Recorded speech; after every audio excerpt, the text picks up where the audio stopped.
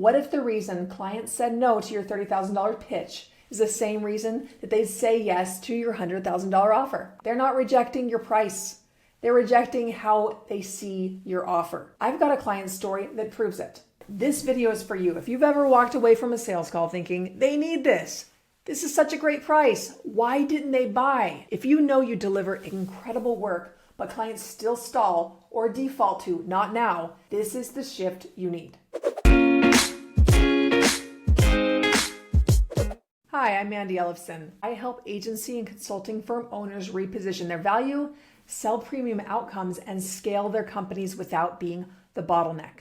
And what I'm about to share could help you start closing bigger deals by simply changing how you talk about the value you already deliver. I want to share with you a story about Mark.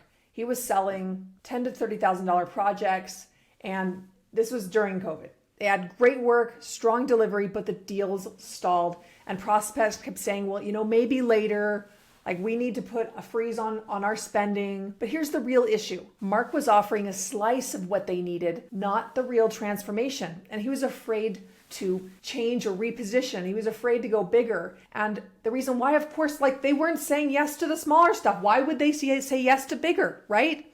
Well, it wasn't working. So he was like, all right, well, let's try something different. But when he finally made the shift and built a $100,000 offer around the real outcomes that his clients wanted, some of the same people who said no before came back and said yes.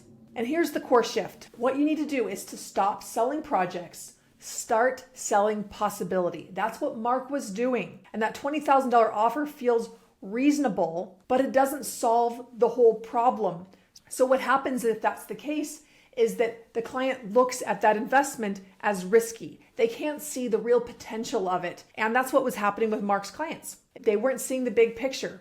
All they saw is an additional cost, an additional line item on their P&L at a time where they really needed to have a way that they could cut and be profitable. And what Mark shared with them is, this is what we're going to do over the next 12 months to be able to get your company from here to this level right here. And it was so compelling to his clients that the same exact clients that said no to the $10,000, $20,000, $30,000 projects said yes to the $100,000 and $120,000 engagements. This is so powerful, and it works the best in a market like this where clients are very careful about where they're putting their money. They're looking for answers. They're looking for better ways to do things. So when your offer doesn't match the urgency of the outcome, clients are going to hesitate. And ironically, your smaller offer may feel riskier because it's not big enough to make the impact that they really need to see. High-paying clients don't want reasonable. They want results. These clients are not making buying decisions based upon deliverables or even based upon finding the best price. They want the best value. They want to know, will this solve my expensive problem? If you've got an offer that's good, but not quite landing the way you want it, maybe clients are giving you too small of investments to do your best work, or maybe prospects are stalling. Well, it's time to repackage it around what clients actually want to buy. Not more stuff, just more clarity, more certainty, and more leadership. Want help doing that inside your business?